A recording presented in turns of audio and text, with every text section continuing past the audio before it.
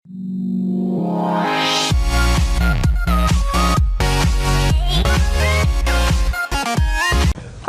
বিশ্বজিৎ হত্যা মামলায় দুজনের ফাঁসি বহাল রেখেছেন হাইকোর্ট।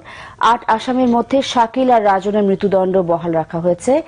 বিচারিক আদালতে যাবজ্জীবন পাওয়া ১৩ আসামির মধ্যে শাওন, নাহিদ, এমদাদ ও লিমন এই ৪ জনের যাবজ্জীবনের রায়ও বহাল রেখেছেন উচ্চ আদালত। বিচারিক আদালতে মৃত্যুদণ্ড পাওয়া অপর ২ আসামি সাইফুল ও কায়ুমকে খালাস দিয়েছেন। এছাড়া বিচারিক আদালত যাবজ্জীবন পাওয়া মোস্তফা ও কিবরিয়াও খালাস পেয়েছেন।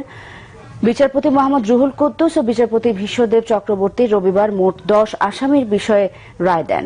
২০১২ সালের ডিসেম্বরে পুরনো ঢাকার বাহাদুর শাহ পার্কের কাছে নৃশংসভাবে কুপিয়ে ও পিটিয়ে হত্যা করে জগন্নাথ বিশ্ববিদ্যালয়ের ছাত্রলীগ কিছু নেতাকর্মী বিশ্বজিৎকে।